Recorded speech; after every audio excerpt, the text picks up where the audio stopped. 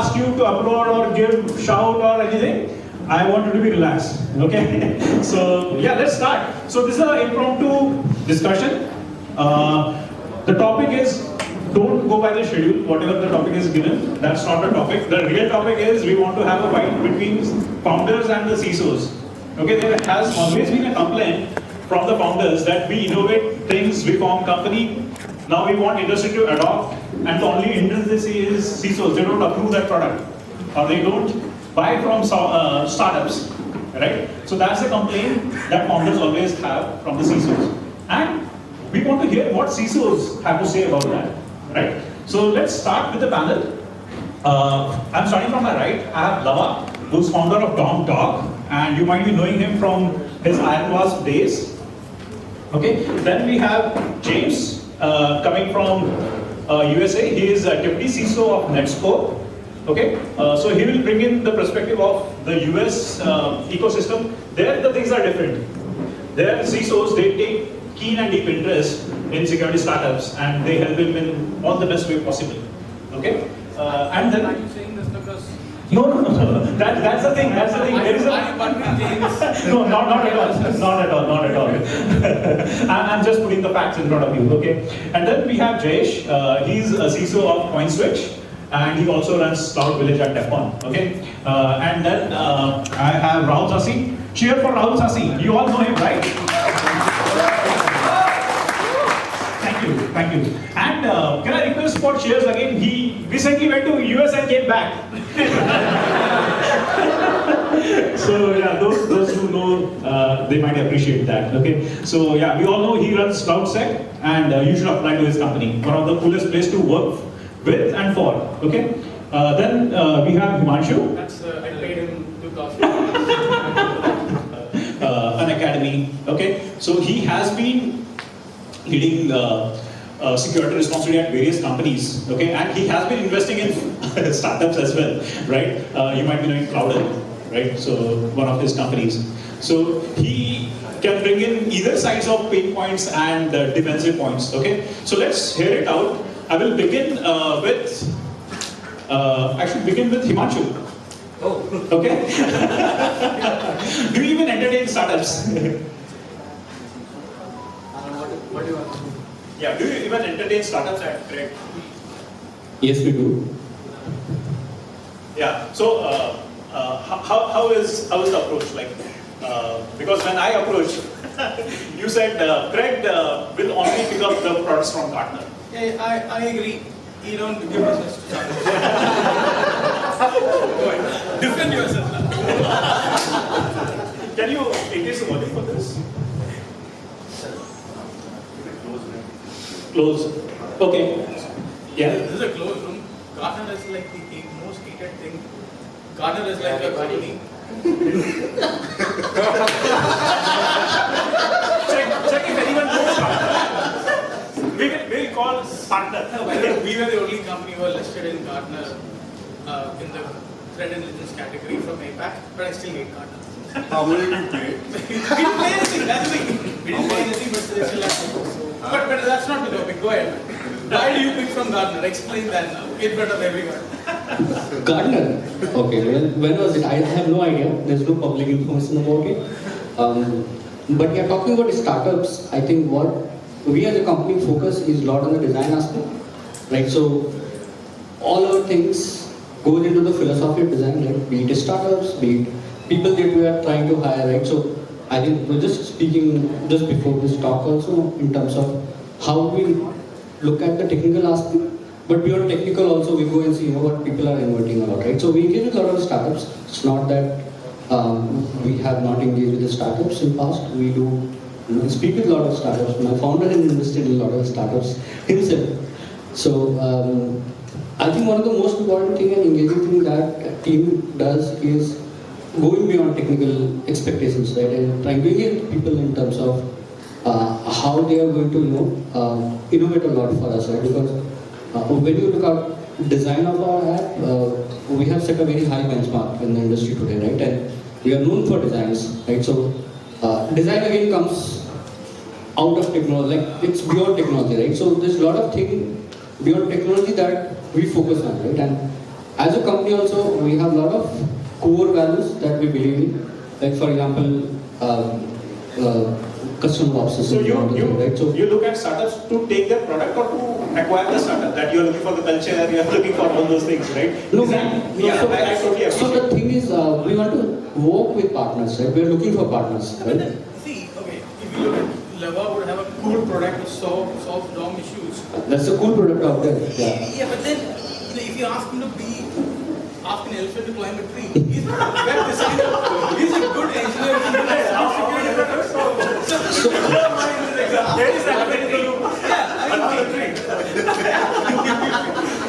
So how will he ever do that? Because design, I understand, matters for Cred. Obviously, so design is one of the example, right? But beyond design, how is he going to add? How are we going to partner with him, right? And partnership becomes a very, very important aspect for us. You will never be able to get business from him because if design is the primary aspect, right? No, so see, we are talking in context of entire business, not just security, right? Security is just one of the things, right? Okay, so security, for them, security is a very small thing, so they may not pay that much of attention. So I possibly have one of the highest talent density in the country when it comes to security. My security team is close to 50 people. okay. Right, so I am heavily invested in security, and we are as a company are committed in security. Okay, so what is your thought when you are meeting startup, evaluating their product? So is it like we should buy product from them, we should buy product from the best in the market, best in, by whatever sense, or if we have 50 people in our security team, we should build the product? No, so again, it depends One upon the. word answer. No, so basically, it's a good one would ask. Build, buy, or best? We do all three, basically, right? Okay. Depending upon the problem that we are trying to solve. Then from this point, let me go to Amol and ask him. Okay, as he told, they do buy from startups. Now I want to ask you. You have worked with sort of similar companies, right? How many products do you buy, or do you even buy from startups who are unknown to your company, or you buy only from the startups which are co-invested by your investors? Well, I don't look at the investors. I normally look at is the startup is bringing value to our security, right? We've been working with a lot of new age startups, right? I was one of the earliest. I'm one of the earliest adopters of CloudSEK back in 2017. Yeah. We do help, and normally my team very closely work with every vendor to give the feedback. Will help them to improve the product. So I think you can go and check with the vendors. That's true. Let me verify this fact. This was the yes, Amol was the first to adopt our product. He was also the first to bash us a lot in the early days. So it was not very easy to work with him. But that's actually okay. In a way, if you're getting critical feedbacks, you have to be receptive to these critical feedback in the early days because that's the only way you can fix it. But sometimes their expectations are also a little high. You're running. The problem when you're running a company in the early days is that resources are like short, and you have to cater to a lot of needs. So his expectations are like, why do you have that button? Why do you have this button? Why do you have 10 other features? Like, bro, You mean to say he's very pedantic? Okay, so let me go to James. Okay, yeah. Right? So for us, one of the important thing that we also look at what are the problems that we are solving, right? And how is those problems aligned with business, right? So for me, like I get like 60 to 70 vendor calls a day, right? So I can't start going and doing POC with all the vendors, right? For me, it becomes important what business is solving and how our security priorities are aligned with business, right? And we basically go pick up with them and try to see if we can partner with them, right? So we basically take a very bottom-up approach instead of taking a top-down approach, right? So that's how we basically solve a problem and partner with companies. And companies could be startup, companies could be a big company, small company, mid-sized company. So if now CloudSEK is to get a POC with Cred, right? Like what is the aspect of design? Even I'm interested in hearing that. And if there are, how many founders here? Yeah, we all are interested to know that. But let's do that separately. Let me take a quick question. Okay? Sure, sir. Yeah. So, James, you are seeing founders and CISOs fighting here like cats and dogs. How is the scene there in Valley? So the interesting comment about the investor side, the comment about the investor side is true. So if you're a company that's growing and you have investors and they're investing in other companies, obviously they want to see all their growth, right? And I think that's one of the biggest struggles that I've seen within the India market is a lot of times the crossover of investors into the US market's not the same, right? And so because of that, it doesn't get the same exposure, I would say, within the US market, and it also doesn't then get the same exposure into the European market, always, and so on and so forth. The other thing I heard and I want to comment on is, so let's just say, what are there, 2,500 companies that are at Black Hat? Right. Yeah. On the floor? Yeah, almost. Yeah. How many startups are there if you include that? Very few. Let's add another, yeah, because they're already established. Right. So let's add another 5,000 onto that. So now we're at 7,500.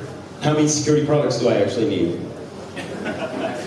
And how many security products can I actually manage? And how many security products then do I have auditors that are auditing me on that? So the expectation is, as a company gets bigger, the expectation of the CISO and the program to have products that, yes, meet a need, but then also meet all the other security controls that are needed. And we're also being checked on that, right? And then the same thing happens when we use a product and then that product has a vulnerability or a flaw in it. And then what happens? Then, oh, the CISO, let's go shoot the CISO, right? Stupid CISO bought a startup, didn't know what they were doing, right? And it didn't even have SSO. The other day I was looking at a startup, didn't have SSO. Great product. I was like, but you gotta have SSO. And this is a well-established company that just had a startup product, and they couldn't even support that. Which then I had to go through the exception process, I had to file that, had to go through GRC, then I had to have my boss sign off on it, then I had to, file it with the audit committee. So it was a cool product, but it added a whole week of work to my schedule, right? And then I said, let's just go ahead and let's talk in 6 months. Get these things in place and let's talk, right? That was a good point, by the way. You spoke about SSO, the need of having SSO. What else would you list down in the order of making it easy for you, right? Yeah. Right now, I'd say we're a little different because I'm challenging a lot of startup companies to also still be on-prem, which feels really weird to say, Right. Especially as a cloud company. But it's because I'm trying to maintain, going back to design, I'm trying to maintain my production and our FedRAMP compliance at the same level, right? And so if I can maintain and I can operationalize that, and I think about it from that perspective, then I have to maintain those things. So anything that's going into production, I have to really look at it from that way. Or I have to put it onto a startup that they have to go and get FedRAMP high compliance, which we're just going through that, right? And we're far from startup at 11, 12 years old, right? And so that's a very high level. The opportunity for startups within my organization comes before. It comes before it's actually within. And the best opportunity for startups within our environment is when they're bringing ideas to us or new threat areas, like a lot of the conversations that we were having early on, where it's, I think that there's something that we need to do in this space. What are you doing in that space? Challenging. And then, will you be a design partner, right? Because I have the knowledge to fix it, but will you be my design partner to do so? And then we can start that conversation much earlier to be able to say, hey, here's some things that you also need to be doing before you can get into my organization, but I'm also going to help you out to get there on your core product, right? And then you can get some wins, you can get some revenue, you can sell your product to a couple of organizations, and then, that's how you can also support some of those other things. Things like SSO are, unless I want to do the paperwork, are a must. I mean, so that's a takeaway for all the founders over here. Your product should be enterprise ready. It means it should minimally support SSO, good logs, some level of logging. Yeah, and plus if you have some basic compliance done, that makes job for CISOs easy. He has a very supportive boss, that is Lamont. Otherwise, not all CISOs will be that supportive, right? Cool. So let me go to Lava and ask. So what challenges you faced when you talk to CISOs, and did they blasted you off saying that, hey, you are not enterprise ready, go back? Well, I mean, there are CISOs who do blast all vendors, whether you are a startup or enterprise, it doesn't matter really. There are a lot of things which I have faced, my other friends who are running security startups, they faced as well. Primarily because they are startup companies, right? So there are a set of problems you uniquely face because you are a startup. I can maybe speak about that, but something else I would want to ask, because like as a startup founder, I know how valuable CISO time is. It's really hard to get one CISO, let alone 3 or 4 here. So what I would like to ask is, we did, even James mentioned some of the pain points, very legitimately. Enterprise CISOs, because CISO job is not an easy job. There's a lot running on their neck. So there are pain points they face when they have to go to deal with the startup. But what are the advantages you have, right? When you have an established brand selling the same solution, and there's a startup as well, what are those things in your experience you are like, what, for these reasons I would rather go with the startup, right? That would be useful for all the founders, because those are things that we can actually promote when we go and speak to a CISO. So I would like to hear that. So one that comes to mind from my side, if you make my job easier, it's definitely going to be a lot easier. And what I mean by that is any product, I'll say it in a different way, any product that my dev team brings to me and says I really want this, and it's also a security product, most likely I'm going to listen. Because one of the hardest things for me to do is sell my dev team that they need to do something different. Right? Because they're special, right? They're our developers, so that's one. The other one that I see most startup companies fail at is they try to go after the big organization, right? We can call it whale hunting. So you go after this big organization. Where I see successes is where you would go after one of the business units. And if you sell into the business unit and then it can roll up into one of them, a business unit that can take more risk, that is maybe a little more technology forward, right? Then you're able to at least get established in the organization, and then you can roll up higher. That's one of the things that I also see. Many startups, they're going after the big parent company, the big opportunity and the big deal. But many times what also happens is they can't scale that, and then they bog themselves down because they're trying to meet those needs, because they just took on a massive organization, right? They didn't realize that they were going to have scale problems when they added 10,000 users or when they added 40,000 users, because it worked just fine when they had 40. Right? So take on a smaller organization that's within that family. So do your time and hunt for, if you really want to be in this company, look at some of the business units and see if you can get opportunities there. Yeah, thanks. Just want to add one thing to the audience here, right? Why this matters to you, right? There are a few people who want to be a founder. Let me ask you this: how many people wanted to start a coffee shop here? Ever wanted to start a coffee shop? Or want to? Just one? Okay. Anyways, the reason why this matters is, right, every time a company creates an opportunity, right, it creates a job. And that's the only way we can create or grow this community, by creating more jobs, by creating more opportunity. That means if these 3 guys buy more product, we have more security engineers whom we can hire. And we hire more security engineers, then their company has someone to hire as well, right? That's how the whole thing grows. So that's why it matters to you as much as it matters to us to grow the. I'm pretty sure we are here on a Friday evening because we care so much about the community, right? And the growth of the community. Right. So if not many people from here, they are not founders today, but they might be founders tomorrow, but they will be CISOs, definitely. Yeah. Or playing vital role in security of a company. And you might be at the same crossroads where you have to decide whether I should be buying from startup or I should be buying from Gartner's catalog, because as they say, no one was fired because of buying Gartner product. But again, buying from a startup is not a ticket that you will be fired if something goes wrong. But I haven't seen any CISO who was not fired after a breach. Right? So what's stopping you from buying from startups? Okay, so let me go back to Jayesh. Okay, now turn to Jayesh and take his point. Okay, what stops CISOs from taking this sort of risky decision of buying from startups? So my take with things that, like if startups are coming up, right, they're definitely solving a particular problem. So from an engineering standpoint, they are there. Integration, yes, that also becomes an engineering problem, and that they have to solve. So that it makes my life easier, because at the end of the day, I have to put a business case for it, right? Why do we need a next thing or not? Now, with that being said, when I'm running a proof of concept with an early startup, right, I am taking it with a grain of salt in terms of maturity. So I am good with that, but engineering problem which they are solving, that's like a must for me. And then how are they the only folks in this space doing this, or among those few people who are doing it? That makes my life easier to put up the case. There is no solution in place, or there are just limited number of solutions.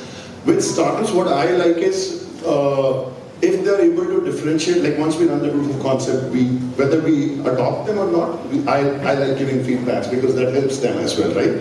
But moreover, I also look for the zeal that are you able to differentiate whatever requirement, whatever feedback I'm giving you, if we can piece that out into must-have and good to have, and if we can take care of my must-have, right, that builds in more credibility for me to come and work with you. Right? And this is the general progression of things, how it works, like in the way I do things. See, progression is like what is good to have today becomes a must-have within a couple of days with so many attacks coming up, right? So the must-have are taken care, then you have your foot in the door, right?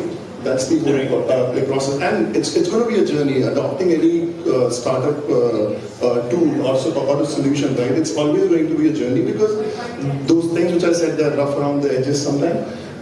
You can go through that journey with them, but then it just depends on how zealous they are, how much time they can provide, because they would be running these kind of getting these feedback from other folks as well.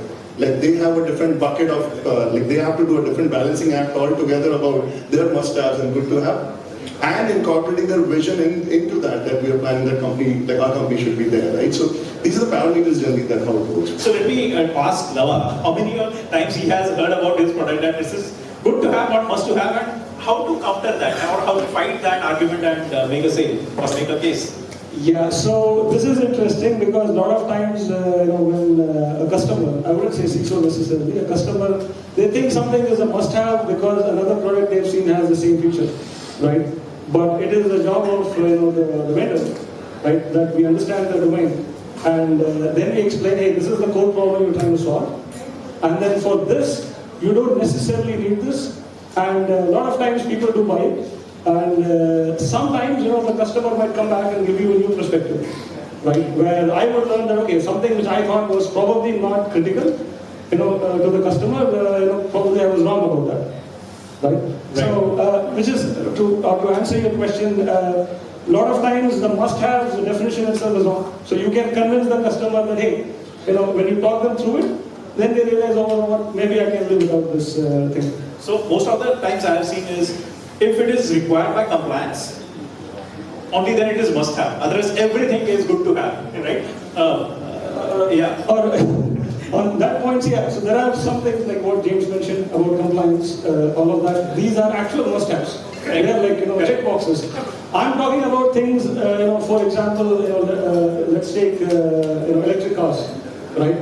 Just because one, company is selling an electric car, like say paddle shifter for, automatics. Just because one company has it doesn't necessarily become a must-have for the consumer. They just think it's cool. But another company which doesn't have the feature, they can actually convince the customer that, what, maybe it's not really a must-have. It's just you want it really badly because you've seen it somewhere, but it doesn't make a real difference. Founder also, you have to always build things which is must-have. There's no point in building things good to have. You're always going to buy it, right? So that also is that's a strategic decision, right? I mean, if your company is in the business of good to have, you're not going to survive. And you can't blame any of the CISOs for that particular part, because that's how business works, right? And business works on a demand and supply. Demand is not there. I wanted to echo the same thing as well. Sometimes, like, since CoinSwitch is a fintech company, right, and compliance plays a very pivotal role, because if you don't have a certain level of compliance, my GRC team will just not make me move anywhere. So it kills, like the discussion gets killed really fast. So that's something to be very Yeah, so audience, do you have any questions before I ask my questions? Yes, Smith? So, one quick question. Yeah. So, when Sorry, I'm just adding on. So I think this Amazon framework, right, must-have, should have, and good to have thing, right? So I think these frameworks generally work when you're trying to solve a problem. But I think largely and broadly, if you start to look at security, there are core metrics and there are check metrics. For example, right, for us, core metrics would be the company should not get DDoSed, right? It's a core metric. I have to solve it, right? And some of these core metrics will be dependent upon the industry that we are in, right? For manufacturing industry, the core metrics are going to differ, right? So I think this MSN framework will work to a certain level, but may not work when you look slightly go upper on the top line, right? And if you look at the leadership level metrics, then they would obviously want to see some qualitative metrics, right? And quantitative metrics as well, right? So how do you define these core metrics? How do you define these check metrics? Sort of becomes important on the top line, right? And there you can't apply MSN framework altogether, right? Because you're only talking to your management on core metrics and check metrics, right? All the time, right? You can't go and say that, hey, I have solved an SSO problem. That's not I'm going to tell your management or your board, right? So I think these frameworks tend to work only to certain levels, but you need to see how to use them and where to use them, right? So you can't start using some of these frameworks at every level you want to. Right? So just to summarize from the statements that Himanshu has put and the things which James has shared, for the founders, first see where your product fits. It checks the core values or check values or whether your product is must have, good to have, and try to prove to your audience that the product is kind of must have. Okay, and try to partner. Approach companies to be your design partner, then getting payment straight away, and try to chew smaller bite, target a business unit which is more risky, more innovative, enterprising. Okay, so with that learnings, Smith. I have an interesting question. How do you budget for cyber products in different segments? I'm sure organizations would be having different budgets for different segments of categories, for SOC, for VAPT. And this budget changes with different customer. A customer coming in suit and tie, with well recognized globally, versus an Indian startup. And then how is the costing matters to them in terms of, let's say, an Indian startup coming in at times, does he becomes one of the person where he has to settle for a low amount compared to a guy who's coming with a suit and tie, is able to up on a higher priority. How you see to this? Yeah. This is one of the things I am facing, so you guys can enlighten me. Yeah, who want to answer that? Himanshu? I'll go first. Yeah.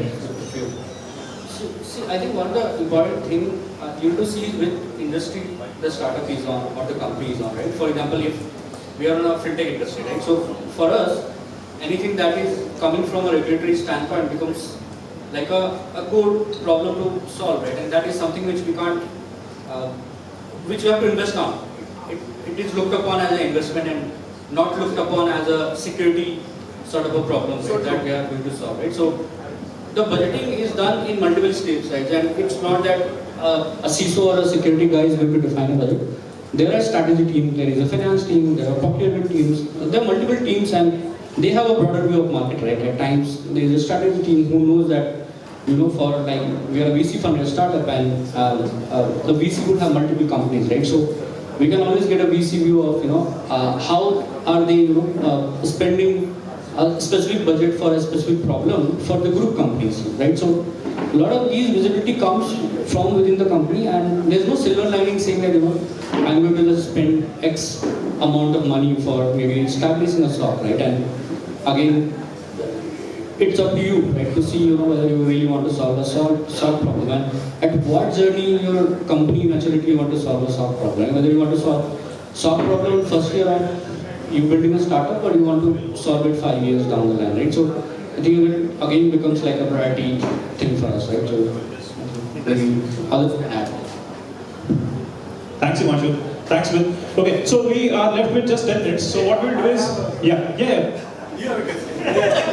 I have a question to the CISOs, which is, if they were to tomorrow decide to go to a startup, let's say they build a security product and they want to sell it, how would they approach this thing? Being that they have been a CISO already, they're coming from that direction, how would you go try to sell to a CISO?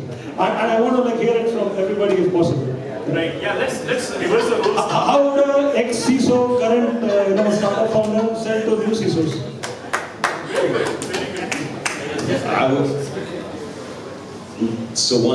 Once I realized what the product was that I was going to build, I wouldn't start building it until I knew that I had a couple of design partners. For me, those design partners would definitely be probably a couple of close friends. People who not only would be short-term strategic, helping me with my product, but then also would be able to amplify whatever product I'm building to their network as well, right? So that's how I would go about it. That's kind of my approach that I would take. I don't know if I would. It's almost the same approach that I've taken in my career, just inside of enterprise. It's no different, I would say, except for the risk is higher, but the reward is much higher, right? So if I'm innovating inside of my own company, coming up with a new idea, a product, something that we're going to manufacture, create, something I'm going to patent, then I go and I try to create that, and I try to get the support, and I try to get the funding, and I try to build that for my company, and I try to solve problems. I would also say, kind of to the same point, anytime that you're helping to drive revenue or support revenue, the number one lesson I was ever taught was the closer you are to revenue, the better you'll be in your career, right? Yeah. And that's the ultimate for a startup or for a CEO of a startup, but it's also something that I think anyone inside of cybersecurity needs to think about. The closer you are to revenue, the better you'll do in your career, right? So if you're a SOC analyst, and you want to be innovative, how do you actually make sure that you retain customers? Well, the same thing goes to someone who's creating a startup, right? And that's your message. I can help you to retain customers because of this. The experience is going to be better because of this, right? You're making it easier for us a lot of times to understand it and sell it and see past our own. We get our own blinders on as well, right? Where we just see security problems because we're in security. So, but that's how I would do it. I'd use my network. So that is valid for a person who is very, very well networked. Yeah, Dinesh, I will come back, but yeah, I will take your view on that. I'll keep it crisp. Understanding which space I'm in. Like obviously, I'll start with a problem statement. What am I actually solving? What kind of value I'm bringing in? Understanding the client space, whether it's a fintech company or a SaaS-based solution, what kind of stuff I'm looking at. Obviously, network plays a very pivotal role because you can learn things without failing firsthand. You can understand what are the requirements which are there. For example, fintech, compliance is going to be first thing I'm going to be addressing, at least for myself as well. And the space is also moving. The recent DPDP Act kind of creates more problem for me if I'm integrating with the newer startups, and if they're not compliant, that becomes a problem. For a SaaS, like a B2B company, there's a different kind of problem statement I'll be looking at. But primarily, problem solution from engineering standpoint, network to learn things without failing first, and like trying as much as possible, and then I think rest is just like revenue. That's the very next thing. Right. Cool. So I will just take one question from Dinesh sir, and then we will sort of conclude the discussion. Yeah, Dinesh, please. So you guys have got reasonably good startups. I have two questions for you. Question number one, you're trying to sell security. Are you secure yourself? Okay, yeah. Question number two is that when you started out, did you chase the product or were you chasing funding? Okay, so I will answer for myself, but yeah. The reason is why I'm asking a second question is because what I see a lot of people is you think of the product कि ये बनाएंगे, लेकिन fund कहाँ से लेंगे? So you walk out of the door trying to go and find dollars or somebody to put money in. You lost sight of the product, or what to do. So what you're going to land up with is a substandard product, which 90% of the people whom I have seen land up with substandard product, and that is the reason why you would not support. Okay, so you don't have a strong product on hand. A strong product will sell by itself. Excellent. So you have answered your question. So let's come back. Okay, let's conclude. I want to know what you guys chase. Okay, what we guys chase? Did Okay. you chase the product or did you chase the money? So I will answer you in person. Okay. But yeah, I will ask the other founders to give their answer. Yeah, no, I can answer that. The first, two things, right? What do you chase? We were bootstrapped the first 3 years of the company. That means we didn't chase funding at all. We were like, we will build a business from just customers. We did that, but it was extremely painful, like the most painful process in my life. But that taught me a lot of lessons as well. The money I would have spent in MBA school I learned that, by bootstrapping. So that's point number one. But in the earlier days, it was extremely difficult to raise funds. But then, as we grew traction, I've now investors emailing me, or not reaching out, asking to, show what we are doing. And what I'm doing right now is to filter this, because investors, you need to have the right set of investors in the company. Because you have the wrong ones, the company can go in a direction. So I send them, I've written down what the company does, like a full document, like chapter 1, chapter 2, chapter 3. Only investors who read everything and can answer what the company does, we take the second call. And what this did to us was, this recent round we closed, it's not announced yet, we closed it a couple of weeks back. We got the term sheet within 15 days. Like they met us, 15 days they're like, yeah, and then within another two months, every audit was finished, funding money is there, right? So the approach is, see, investors are waiting to put money somewhere, right? It's just that they need to find the right set of companies to invest in. So you need to project yourself as the company investable, because you are in the business of making money, not in the business of raising money. So you project that in the right way, then money will come to you. So that's about investments. About how secure you are, right? This is a question, let me tell you this. I don't think there's any company in the world who's secure. Look at this group full of security people, and we have almost 30 plus security engineers. And I've been a security engineer myself. There's not a single company that you can't break in if you spend 2 days sitting in front of a computer. The people here can break into the largest banks, and I'm not kidding. I've seen our people, doing crazy things, and some of the bugs, they come and like, oh dude, I mean, how did you do this? So the question of are we secure? We are all equally insecure, right? What happens in large companies is they cover up a lot of things. They would not publicly acknowledge a lot of incidents. Yeah, it's true. I mean, they're a listed company. It will create a lot of uproar if they do that. Some companies publicly acknowledge what is happening internally, but equally, security is bad. Whether it's Google or a startup, the number of incidents you can find. If everything was secure, why do we have people? Why do we need security engineers? Fundamentally, this industry has a flaw. Is the reason why we are growing. Right? So the question to that answer, are we all secure? I don't think anyone is secure. The right question is, are we putting the right investment into making it better? To that point, I think we've been always thinking about security, doing enough about security, but I don't think, I don't ever think that we're, in my own perspective, because there's always something you identify that you're weaker at.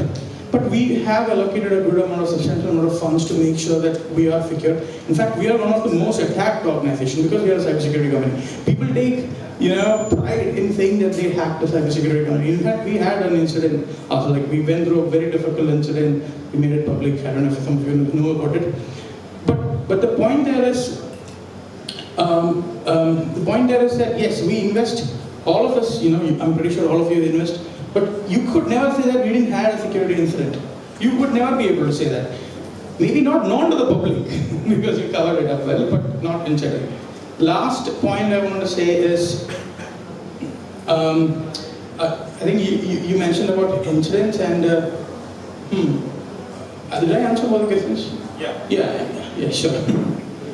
Cool. So, let's answer So those were good questions. I'll cover both the points as well. In our case now, when we say startup is also like a very loose term. You could be a 10-member company and a startup. You could be like a 100-member company and you're still a startup. Yeah, like James has. Right, yeah. So for us, one of the things is, of course, we are security folks ourselves, so we ensure that the code we write is secure and goes through basic due diligence. Apart from that, one of the things we have done is architecturally, we have a zero trust model. That is something we, when we go to customers, we put it out, which is to say that even if we get compromised, the customer is not affected, right? So that's an architectural decision which kind of offsets a lot of risk to the customer, right? Which helps them, alleviates a lot of their, you could say, concerns. And second, on the funding bit, see, that's a very personal kind of a question, because everybody will approach it differently. It depends on the personality of the founder, the founding team, who is guiding them, for example, right? In our case, we are fortunate enough to be part of an accelerator called Uzbeka, right? And their tagline is value sales, which is they focus on actually delivering value to the customer, which is you find a core problem and then funding comes much later, right? You find a problem, you verify it, you solve it for a customer, and then you come to funding. So funding is kind of like it's like eating protein, right? The first day in your gym, you can eat like a full chicken. It's only going to do harm to you, right? But as you build up your muscle, little by little, the amount of protein you have to consume also goes up. So if you time it properly, then it would be, right? But some people don't do it properly. That's, I think, what you're trying to talk to. The guys who eat a full chicken on the very first day, and it's neither good for the company nor to the customers. I was just talking about building a chicken coop, not about getting chicken. Sorry. I said I was just talking whether you guys built a chicken coop and you started out or not. Okay. So I didn't want to know about the chickens or how many were there or not. Cool. Cool. So our time is up. Okay. So let's close it. You can. We are all around. Okay. So you can. Give him. She's been raising its hands for like. Okay. It's like it's not specifically regarding CISO or founder, but just as a cybersecurity and InfoSec experts, just want to know. Like in the 2005 to till 2015 and later on till now, there were companies raising in terms of like coding companies. We used to teach coding like edtech companies. Now it's been the same in the cybersecurity industry. So as per my work and as per my experience, I want to know your suggestions, ki what you analyze and what you think about the cybersecurity teaching companies in the upcoming few years. So because where there is a crowd, there is exploitation. So whether it's a physical world or whether it's a crowded over the internet. So there are gonna be like the companies who teach cybersecurity or InfoSec, आगे उनसे ही sysadmins और CISO बनेंगे. So what are the your analyzation or your suggestions over those companies? Okay, so I will take the privilege to answer that question because I recently met Vivek Ramchandra. How many of you know Vivek Ramchandra? Yeah, he sold his Pentesters Academy. Okay, yeah. And this is from him. Okay, the learning has become very commoditized. Okay, now you don't have to be an established company to teach people how to hack or how to secure. Right, that knowledge is with everyone. Everyone is learning. Everyone is putting out the videos so that others can learn. Right, so learning has become very commoditized. And whoever you like, you follow them. You don't have to go to just one source, that is Pentesters Academy, right? And he realized that, and that's why he sold his company. Okay, and that's the future of learning. You can learn from peers. So learning is becoming more peer-to-peer.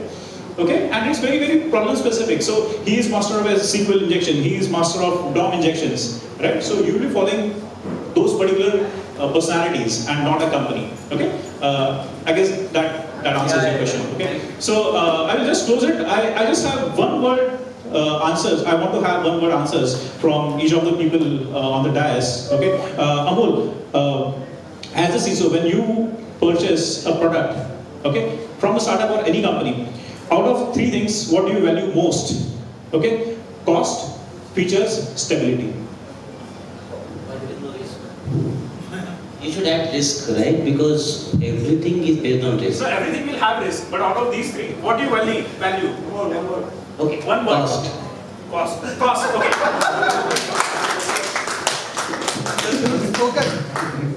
Himanshu, when you are making a purchase, what do you think? Will it benefit company, or if the decision goes wrong, my job is at risk? You think about the company's benefit or job risk? As a CISO, not particularly you, but what a CISO thinks particularly. I don't think any of us has a job risk, or any of us at least in the industry think about job risk, right? So I think most of the time it's about the team, what they are, how they are thinking, and what problem they are solving, and what really is going to benefit for the company. So company will always remain first. Okay, so that's the multi-word answer. So companies benefit. So no CISOs is afraid of losing his job because of buying your product. Okay, so have that in mind. And the talented person should never be worried about job risk. Right, yeah. He has enough skills to find one another place. So, Sashi, what is your one-word request to the CISOs when they are dealing with startups? One word. word. Why? One word. Please. Not empathy. Try me. Okay, another one. 3 words. Don't be assholes. That's one phrase. We take that for answer. One phrase. Okay. Jayesh, you are running a cryptocurrency company's security, right? So now, what we have seen is many of the exchanges, they were breached by their own security team. So what drives you? Temptation will be heavier, or your responsibility is heavier on your mind? That's there, the job role itself. Most all of us are, while we're security engineers, we're ethical hackers, where ethics is the key word, right? That's something we all ride our career on and our personality as well. Okay, so it's responsibility, ethics. Ethics is just to give the world a comfort, otherwise there's nothing ethical in hacking, okay? So I will take your answer. Let's go to Lava. Okay, so Lava, as a founder, okay, so when you are selling your product, okay, so how do you see the prospect? You see him as a dollar value, that this much dollars I can get, or you see the value that I might be getting at least a good feedback? Both actually. Both. Okay. One word. Both. It was neither of my options, but one word. Okay. So James. So what is your biggest problem? Because you sit in Silicon Valley, there are so many promising startups which are coming. So you might be spoiled for options, right? So when you are making that buying decisions, what do you look at? Best features, best connected company.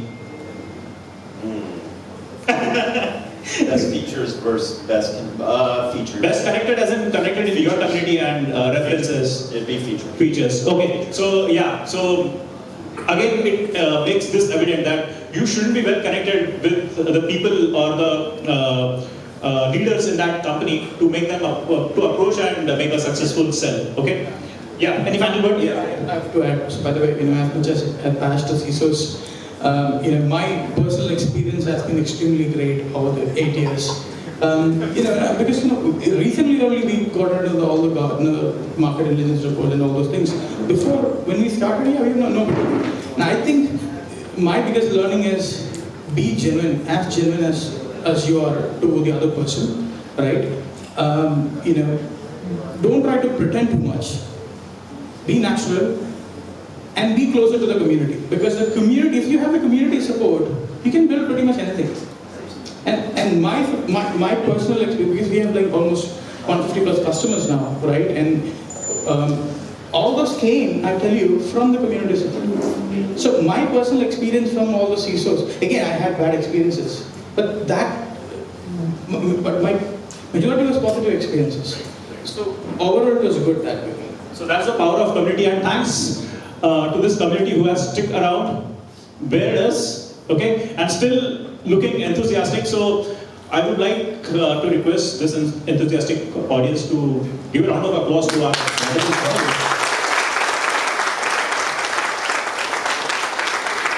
Thank you all. Thanks to you. Thanks to KV Prashant, family of Seasides, for putting this show, giving us this space, and hearing us out. Thank you all. Enjoy.